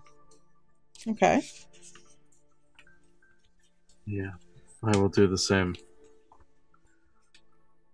Sleep well, Baxter. Sleep well, Samuel.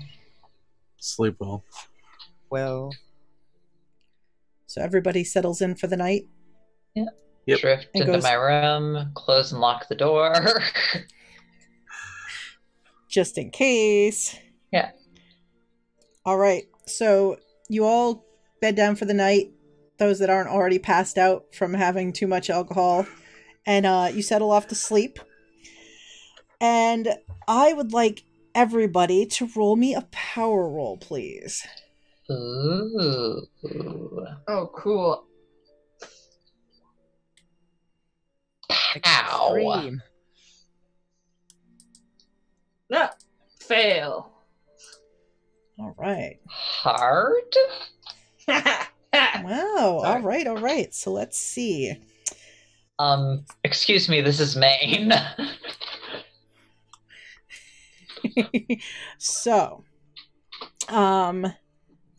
So Baxter, as you are sound asleep, you kind of toss and turn a little bit throughout the night. But for the most part, morning comes for you, and you think at some point you might have had maybe the start of a nightmare, but you kind of shake it off and like don't really remember. You just have this like inkling, but otherwise, nah, maybe it's just the new surroundings or all the excitement from yesterday. Sarsaparilla didn't agree with you. It didn't. I hear sarsaparilla nightmares are the worst. Too much sugar. Both Samuel and Sister Michal, as you go to sleep for the night, at some point you both find yourselves, you think that you're submerged in dark, like murky water, just slightly below the surface, and you can actually see each other kind of just at the edge of your ability to see in this dark murky water. Looking around and up, you can see, breaking the surface of the water, you can see the night sky. It's dimly lit by moonlight, but all around you in the water, you hear whispered voices.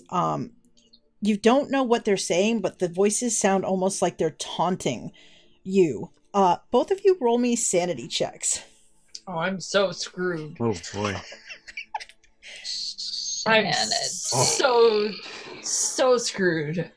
Boop. It's on the right hand, right by Down Darker Trails, Joanna. Are you not seeing it? Or did you?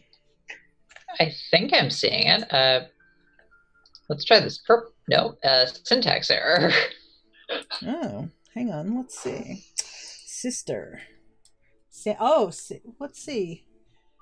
You have to put your sanity in there. Oh, you So don't for have it. yours, it would be... What are my rules for sanity? Guys, I'm so screwed and going to be hungover. This is going to be one hell of a night. You're definitely going to need a miracle cure. Wah, wah. But my character is convinced it's quackery. I don't know why I decided I wanted to do science. I'd like to think that maybe Samuel was really convincing with his argument for scientific experimentation. I think this was her way of dealing with the coming into town and immediately having to deal with a dead body. I mean, it's fair. All right, let's see. Sanity. Makes sense. Equal to your power. So. Equal to my power. Okay. Yep. Sorry, I thought that was automatic. A lot of things are automatic in this sheet, and some are not. True. I'm just gonna... I'm guessing they couldn't get the sanity to work automatically. Okay, there we go. There it goes. All right, great. Yeah. So, Sorry for coming to a Call of Cthulhu game without my sanity written. That's all right. You should just went immediately insane, so... But I wouldn't do that. All right, so you both are startled awake as the sun is coming up and you hear like a rooster crow in the distance.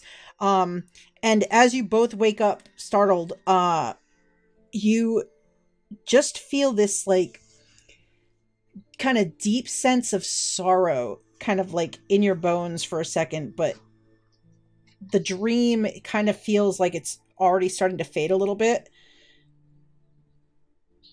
And then, somewhere else in town, away from the rest of the party.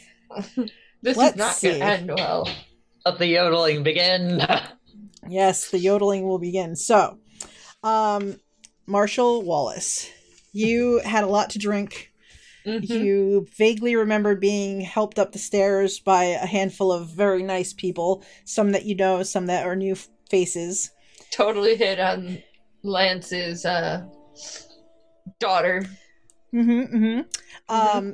But you are very startled when you find yourself deeply submerged in very dark water. Very far down. You think that you maybe see two shapes further up near the surface, but it's really, really hard for you to make them out. You can barely see that it's the night sky above and the stars are kind of very dimly shining as you are so far down in this dark, inky void. And then as you're watching, you see stars begin to wink out. First one, then another, until all there is a black void. And you feel yourself sort of starting to ascend upward through the water. I was not the direction I thought you were going to have me go, but okay. And then you hear a voice, a deep voice, and it says, "The sleeper stirs.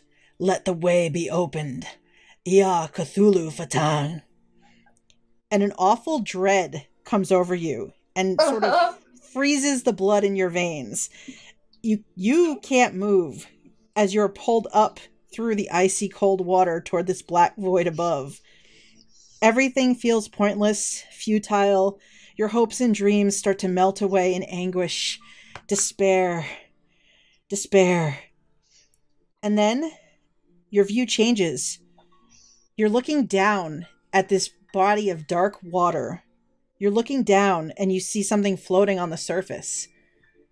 And then you realize you're looking down and you see your body floating on the surface of the water. Roll me a sanity roll, please. Theater nerd needs to roll one too. Oh,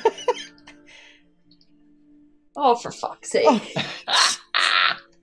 I only have 30 sanity. I don't have sanity to lose. That's fair. Let me make a roll here for you. Let's see if you still have 30 sanity. I'm gonna say probably not. Gonna assume not. I told you I was fucked.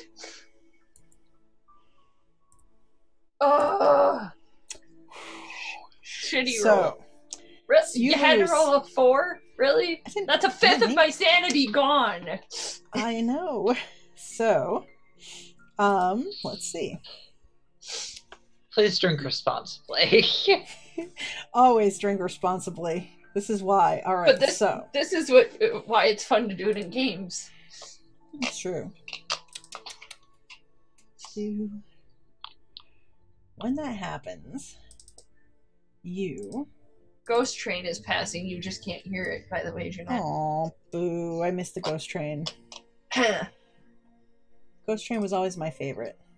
But it's so much nicer early in the morning. Nah, it's worth it to have it. All right, so... so you lost a fifth of your sanity. Let's see. I need you to roll me a D100, please. This is going to be, actually, roll an intelligence check, please, actually. Well, I have a chance. This is at least a 70 this time, guys. Third time's the charm. Can I use luck? Nope. I'm going to say you don't want to. And you would know this by the rules. Yes, you're right. I probably don't want to think about this too hard. So for those who don't play Call of Cthulhu, when you lose a 5 or more sanity in one shot and you have to make an intelligence check right afterward, you want to fail. Because bad things happen is the answer. If you succeed, you comprehend what is going on. And that could be very bad for your mental health. But because you did not succeed, when you wake up, Marshal, you wake up involuntarily screaming, falling from the bed. Can I throw up on the ground too while we're at it? Can I throw up while... Yep. Seems appropriate. And you look around in a panic. So just do me a favor and roll me a D10. I never want to drink water again. Just want you to know. All right. So you suddenly have this inextricable fear of anything to do with water. Like you see the pitcher of water that they left on the stool kind of nearby, the little end table by your bed, and you backpedal in fear from the water and are just shaken by the sight of it. You kind of are already a little bit forgetting why, but it just kind of sits in your bones like you're frightened. It something about it just frightens you. Mm-hmm. Let's see. I almost feel bad for taking this drink of water right now. So the Marshal's got rabies. And just roll me one more D10, please. Oh, I clicked off of the window. That's okay. Boom. Oh, well. All right. It's gonna be a day for you in water then, Marshal. So as you wake from this and you sort of like land on the floor, you get sick, you backpedal from the water on the table. You realize after a few minutes that as things quiet a little in your room and you're kind of getting yourself back together a little bit, you hear noise coming from outside the boarding house in the street. There's a commotion outside. Did Julia put me to bed with my gun belt on and everything? She only took your boots off. And probably my hat. Cool. I'm gonna quick put my boots on. This makes, running outside of the boarding house. I don't know if she put the chair in front of that, so that would be interesting. I think she's running in such a panic, she probably trips over the chair. Well, I will let you roll me a dexterity roll with one difficulty die in addition. So roll the double one there. Okay, yep. You definitely fall over the chair and go splattering again onto your hands and knees on the upper balcony there. The other three of you at the church have woken up. Each of you make me a listen roll to see if you're a little ways away from the center of town, but let's see if you hear any of the noise.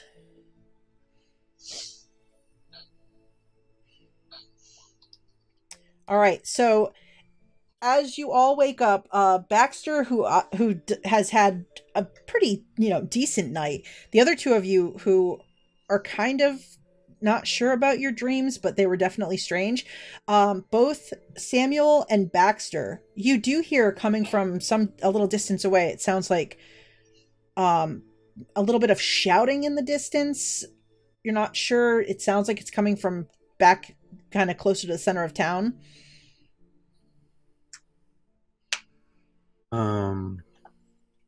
We're all awakened together right now, or are we still individually in rooms? Baxter and Samuel are sharing a room, and Sister Michal is in a room across the hall. All right. Seems like there's trouble outside in the center of town. Let's get the sister and check it out, I guess. And Samuel will go and knock on the sister's door.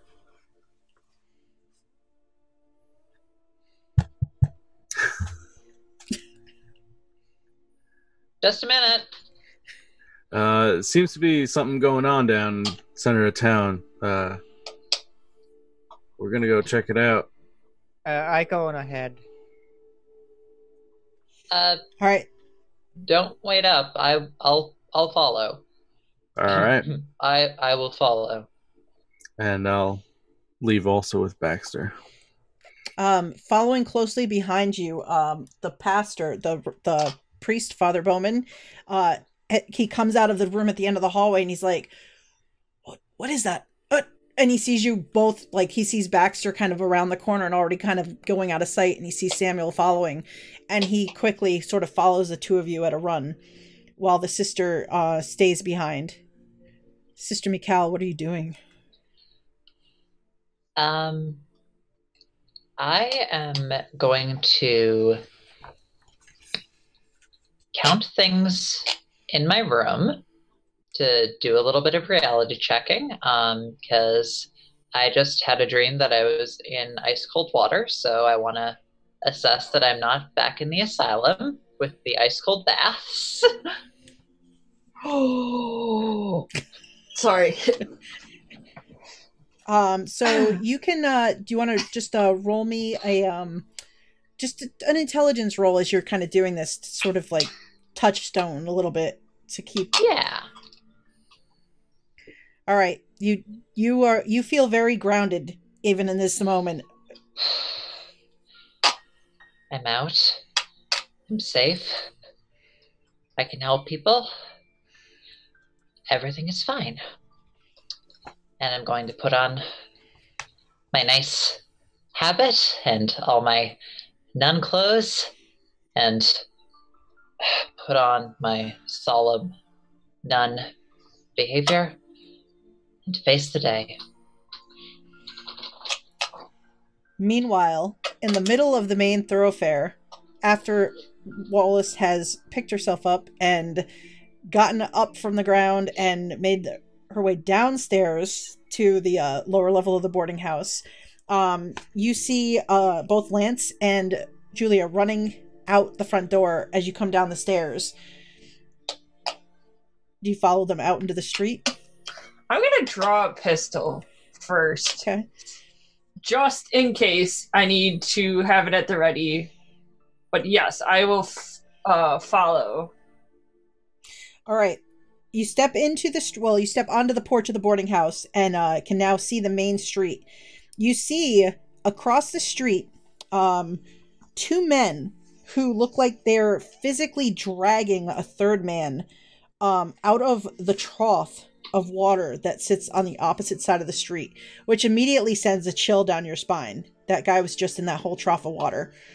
Yeah, I don't want to really go anywhere near this, but also, I also kind of feel a duty. It's to, like, make sure he's okay.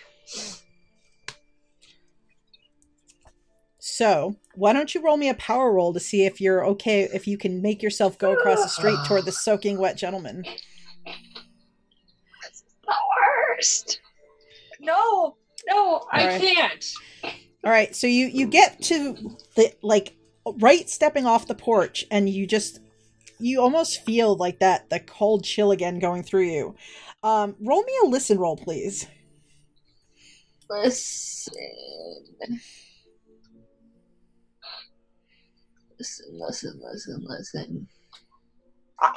You know, if this was a game that you leveled up from failing, I'd be doing really good right now. Yeah, if we were powered by the apocalypse, you'd be... There was one game, I'm playing a Harry Potter Powered by the Apocalypse hack that I got 11 experience in one, like, 3 or 4 hour session. So, so you cannot bring yourself to cross the street toward these fellows, and you see the two men sort of dragging the third man from where you are. You can tell the third man is muttering something, but you just, if you don't want to get closer, so you, nope, I can't make it out. It's fine. You do see, like, out of the corner of your eye, you see various people kind of hurrying in this direction. You recognize at a distance Baxter and Samuel kind of at a run, coming from down the street from the direction of the church. Has Marshal Otis been alerted to the happening? You don't see him coming yet, but he may just not have gotten out of his office as of yet. Okay. But the two men who are, like, pulling on this third, you hear them yelling to Lance, who's like, what is going on? Why is he swimming in the trough? And one of them's like, he just ran out and dived into just dove in. I don't understand what the hell he's doing. And Samuel and Baxter, you sort of come up in this moment where they're sort of yelling at Lance about the fact that this fellow jumped in, and the third fellow, the one that's really soaking wet, because the other two are wet from dragging him out, but the third fellow who's completely doused, it looks like he's submerged into the trough, he's just sort of staring blankly, like he's not really even fighting them as they kind of hold him up. He's just got this, like, glazed blank look on his face. I will run up to them, and I guess I try to, like, place my fingers on the neck. All right. So you run up. Why don't you roll me either a first aid or a medicine just to take a check on him?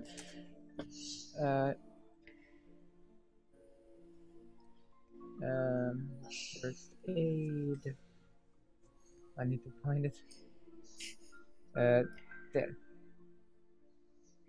All right, so No. you try to, like, get your fingers into sort of to check for it, but he kind of, still with that blank look on his face, he moves so you don't get a good kind of, like, fingers to the neck to check, and he doesn't make eye contact. He's still looking blankly, but because you're so close, you hear him mutter, "Yeah, Cthulhu Fatang." And I think as you're standing there and you hear him mutter, and you can see Marshal Wallace standing across the street, not crossing to this side, and Samuel's kind of come up behind, and in the distance Sister Michal is kind of heading in this direction at the moment and can see the crowd that has gathered here in the pre-dawn of the day. I think that we're gonna kind of fade out this week and leave this scene in question. Well, that one will help. Spooky. I thought So, what'd you think? That was good. I thought we had already figured out, like, clearly Boston is our big bad. And maybe he still is.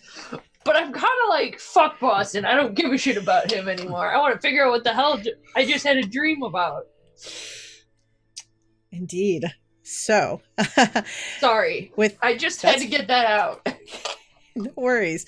So, with various members of the party having strange dreams in the night, Baxter's feeling great. Everybody else is either a little bit concerned or yikes concerned. This is the second session. I'm going to lose this character due to insanity. I'm calling it right here. We'll find out. So why don't we go around? Maybe if anybody has anything. Maybe you Go can ahead. ask Boston for a duel, and he'll Just take you end out it. before you even lose your sanity. There you go. Maybe Marshall will go insane and challenge Boston because Marshall has gone insane. I'd like to think Marshall's a slightly more logical than that. Like, but who Hey, knows? when you're dealing with insanity, man, At all Sandy that's out the Zero, window. will you be? Yes. So, but why don't we go around if anyone has any plugs? We'll start with Joanna. Do you have anything going on this week? Not really. This is kind of a slow week for me, but you can always follow me on Twitter at ThriftBirds. That's where I do all of my stuff. Outstanding. And how about Ray? Also a slow week for me. I think I'm gonna have stuff upcoming though, so you can follow me on Twitter at _Ray Olson. Yeah, that's about it for me. All right. And how about Teru? What have you got going on? I was thinking to starting to play Witcher on here Twitch. You can find me at Anarctovy at here on Twitch. You can find me at Anarctovy at Twitter, at Anarctovy on Discord, pretty much everywhere. Excellent. And how about you, Theater Nerd? What do you got going on? I have things coming in February, such as I'm GMing a game of Blades in the Dark come February. Cool. Ooh. Yes, this is a game that I literally wanted to play probably since 2016 when John Harper who is the author of the game, ran a actual play on Roleplay, the Twitch channel.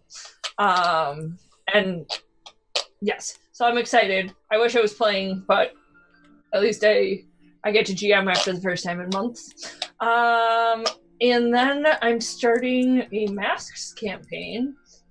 I can't decide if I want to roll better than I rolled tonight or just as bad, because Masks is powered by the Apocalypse, but that's over on Other Doc starting, I'm guessing, in February. We don't have a concrete date, but that'll be on Wednesday nights. So Excellent.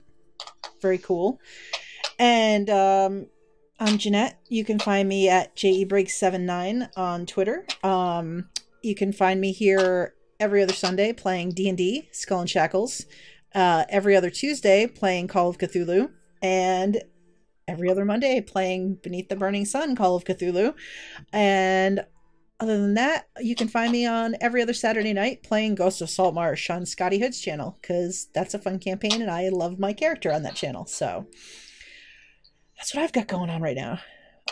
But this was fun. I think everybody's a little surprised, so I'm excited to see what happens next.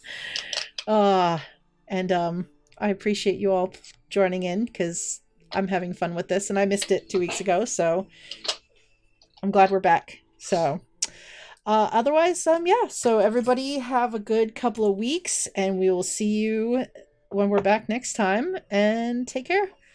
Goodbye all. Bye-bye. Have a great week. Bye. Go with God.